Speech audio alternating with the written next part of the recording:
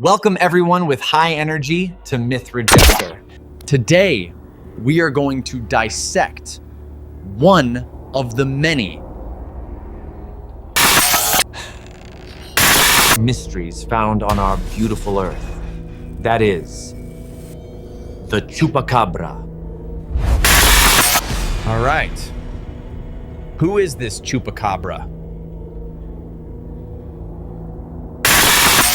The name of this mysterious creature is directly translated from Spanish as the goat sucker.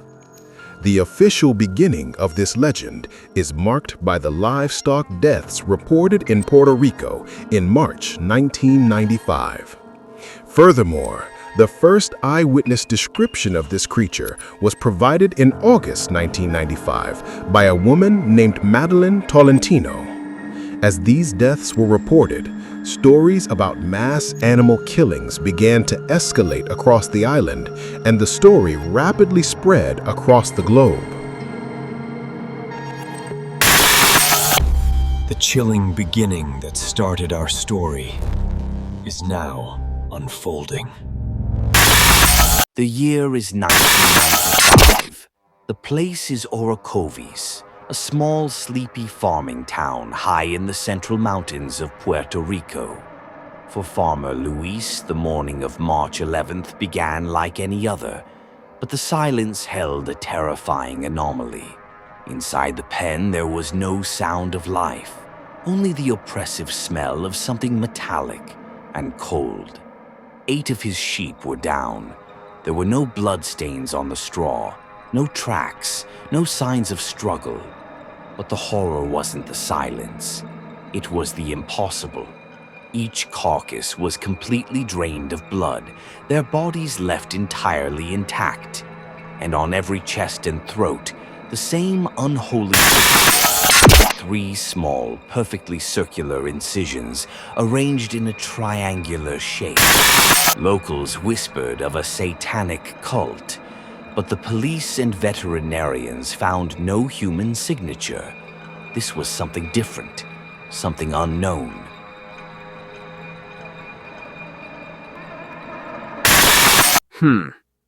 Is this story true? Let's analyze this a bit.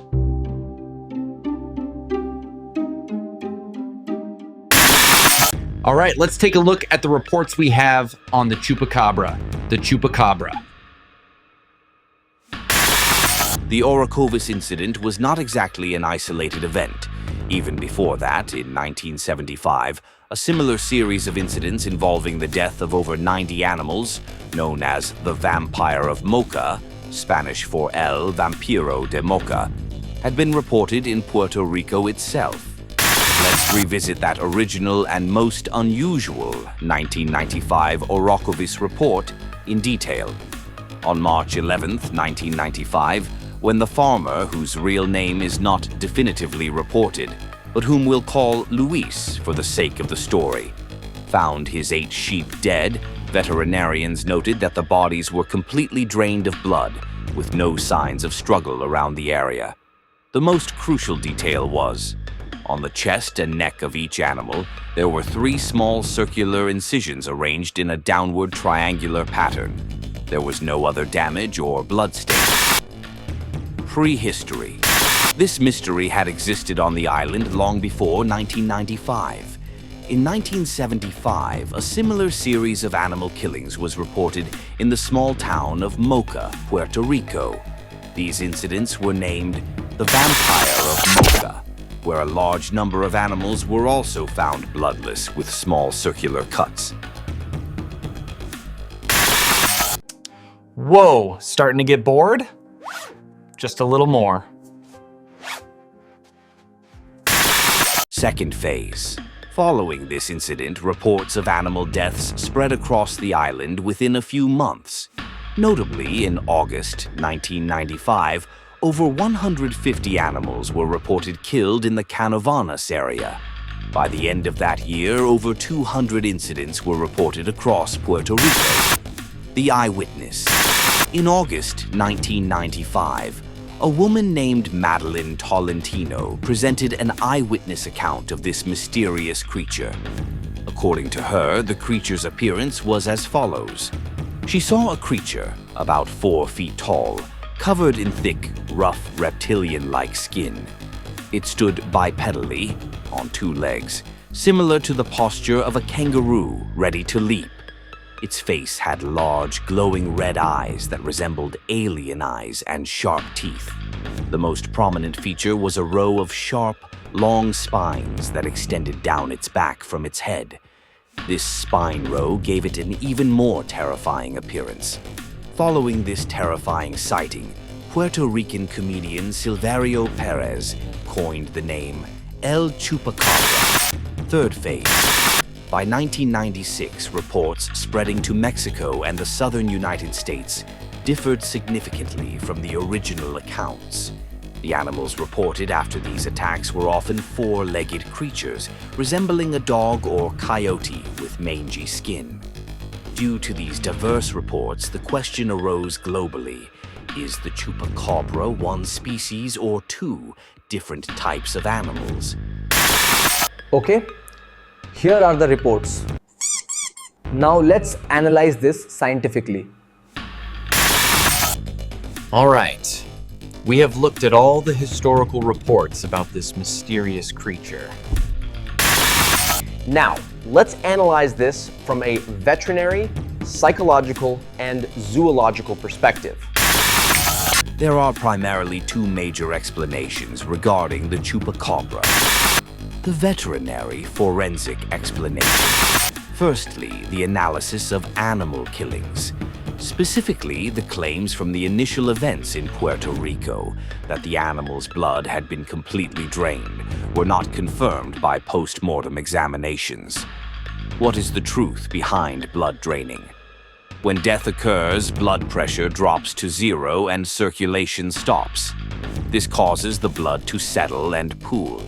When an animal dies and remains in the same position, the remaining blood in the body slowly flows towards the lower portions due to gravity and the lack of blood pressure.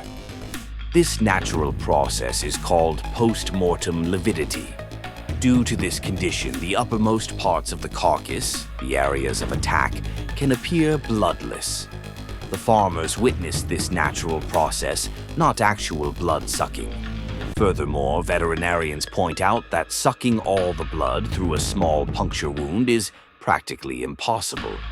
Regarding the triangular wounds on the bodies, scientists believe they are likely the result of bites from familiar predators, such as coyotes or wild dogs. The psychological explanation.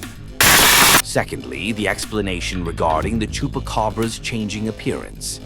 As we saw earlier in the video, the first description, the spiny, reptilian, bipedal, alien-like creature seen by Madeline Tolentino, was largely influenced by the 1995 film Species.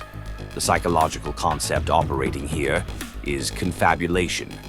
Confabulation occurs when an individual, without conscious intent to deceive, mixes imaginary elements or other information from memory with real events, resulting in a false account that the person genuinely believes to be true. We can understand this concept through the case of Madeline Tolentino. The researcher Benjamin Radford, in his book Tracking the Chupacabra, which documents his 5-year investigation, presents a decisive conclusion using this concept.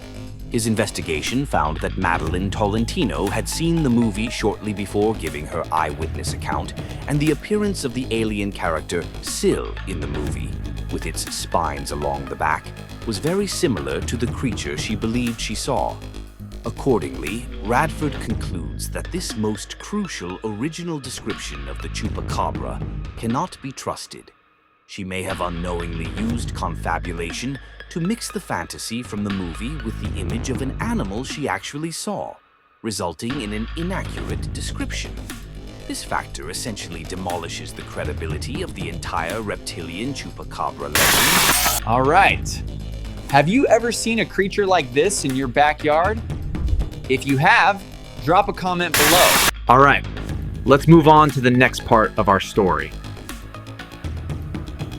the zoological explanation. The most probable explanation for the second appearance, the canine-like quadruped with mangy skin, is a coyote or wild dog afflicted with sarcoptic mange. This disease causes the animal's fur to completely fall out, giving them an unusual, terrifying appearance. Weakened by the disease, they may venture into farms in search of easy prey. Conclusion. So, is the Chupacabra one of the world's most famous urban legends? The scientific evidence suggests that there is a rational explanation for every event. The myth of blood draining, the fear of farmers, and misidentification resulting from the appearance of animals suffering from mange.